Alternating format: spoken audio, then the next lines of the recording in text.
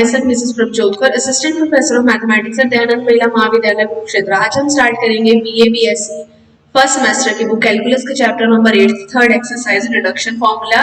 इससे पहले वाली एक्सरसाइज में हमने इसके स्टार्टिंग में जो थ्योरम्स या डेरिवेशंस थी वो कर ली थी। एग्जांपल नंबर 1 तक हमने कर लिया था। अब हम एग्जांपल नंबर 2 से स्टार्ट करेंगे। एग्जांपल नंबर 2 में दिया हुआ है आई एम कोमा एन, ये दिया हुआ है कि इसके इक्वल है और हमें ये रिलेशन प्रूव करके दिखाना है। जब आपके पास m और n ये दो टर्म्स यूज कर लेते हैं, यानी कि जो इंटीग्रल है वो दो टर्म्स के ऊपर डिपेंड करेगा, दो नंबर्स के ऊपर डिपेंड करेगा, एक नंबर m और एक नंबर n के ऊपर डिपेंड करेगा।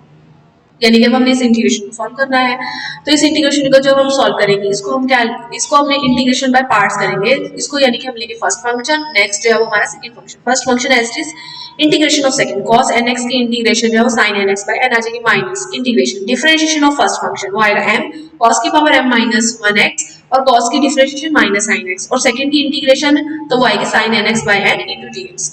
तो ये टर्म है, इस टर्म को हमने फर्स्ट को एज इट इज रखा। जो सेकंड में से m और n कांस्टेंट हम बाहर निकल रखते हैं, माइनस साइन कॉमन निकालते हैं वो बाहर निकाल दिए, रह गया cos की power m minus 1 sin nx into sin x। अब हमें यहाँ पर फॉर्मूला लगाना है cos c माइनस d का, तो वो क्या बनता है cos c cos d plus sin c यानी cos a माइनस b का फॉर्मूला लगाना है। cos a माइनस b का formula cos a cos b plus sin a sin b होता है। तो यहाँ पर cos nx माइनस x बन रहा है, तो वो बन गया cos nx cos x plus sin nx sin x। इसमें से हमने sin nx sin x की वैल्यू पुट कर सॉल्व कर दी, वो वैल्यू हमारी ये आ गई और हमने इक्वेशन नंबर 1 में जो राइट हैंड साइड पर यहाँ पर ये टर्म थी यहाँ पर ये वैल्यू सब्स्टिट्यूट कर देनी है। जब सब्स्टिट्यूट करेंगे वैल्यू तो दो इंटीग्रल कन्वर्ट हो जाएंगे। जैसे कि पहली term cos n minus 1 x इसके साथ मल्टीप्लाई होगी तो एक इंटीग्रल हमारा ये बन गया।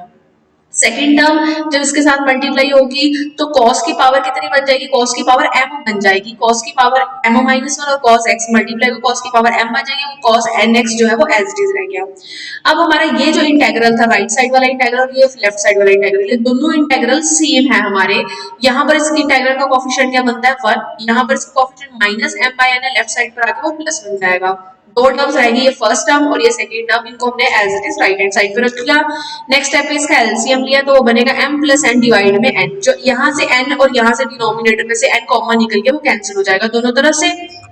ये जो टर्म इसको एज इट इज रखा, ये हमारा आई एम को मैन स्टेटमेंट में दे रखा था, इसको भी एज इट इज रखा, m भी एज इट इज रखा, ये हमारा क्या बन जाता है I am minus 1 comma n minus 1। तो ये फर्स्ट पार्ट कंप्लीट हो गया। नेक्स्ट पार्ट में हमें ये प्रूव करके दिखाना था कि आई एम को मैन, अब इसमें क्या दे रखा है, इसमें और इसमें क्या फर्क है, यहाँ पर लिमिट्स नहीं दे रखी थी, यहाँ लिमिट्स दे रखी है, यहाँ लिमिट्स कुछ भी नहीं थी, यहाँ है 0 to पाई बाय 2। अगर लिमिट्स ये है तो हमें ये पार्ट प्रूव करके दिखाना है। तो नेक्स्ट टाइम में क्या करेंगे, जहां तक हमने सॉल्व कर लिया, जैसे क्वेश्चन नंबर 2 तक हमने सॉल्व कर लिया है, अब इसी में हम लिमिट्स दोनों तरफ लगा देंगे 0 से लेकर 90 तक। तो 0 से 90 यहाँ लिमिट लगा दी, इसकी भी लिमिट क्या बन जाएगी 0 to 90, सेकेंड टर्म में 0 to 90। जब इसमें हम 90 पुट करेंगे cos 90 क्या बनता है 0, तो यानी कि अपर लिमिट पर 0 हो गया, लोअर लिमिट पर sin 0 जाता है, यानी कि अपर लिमिट और लोअर लिमिट पर दोनों ही क्या बन रहे हैं 0, यानी फर्स्ट टर्म वैनिश हो गई, सेकंड टर्म m रह गई और इसको फिर से हमने क्या लिख देना वापस i m minus 1 n minus 1, यहाँ से ये वैल्यू निकाल के हमारा question solve. Next is example number 3। Example number 3 आप अपने आप ट्राई करोगे, सेम स्टेप्स पर करना है। Example number 3, example number 4 I am को n दिया हुआ है, ये रिलेशन प्रूव करके दिखाना है। सेम अभी जैसे पीछे हमने क्वेश्चन किया था उसमें इसको फर्स्ट फंक्शन लिया, इसको सेकंड फंक्शन लिया, तो ये क्वेश्चन बिल्कुल सेम स्टेप्स पर पीछे की तरह ही होना है।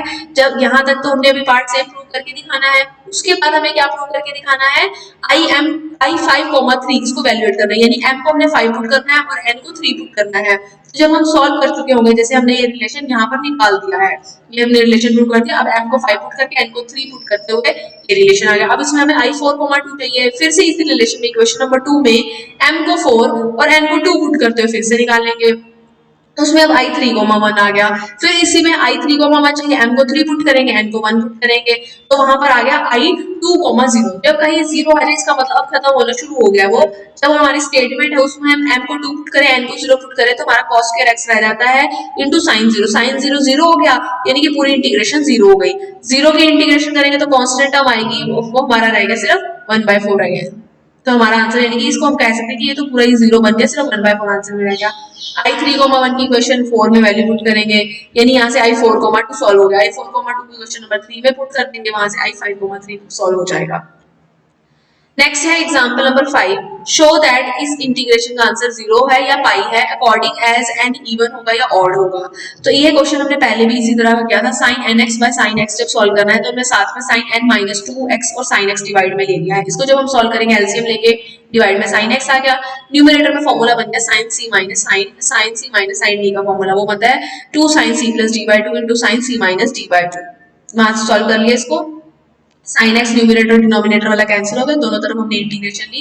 इंटीग्रेशन जब ली हमने तो राइट जो सेकंड टर्म थी उसको हम राइट साइड पर ले गए और जो cos वाली टर्म थी उसकी हमने इंटीग्रेशन कर दी, cos n माइनस 1x की integration sin n minus 1x dx आ गई है।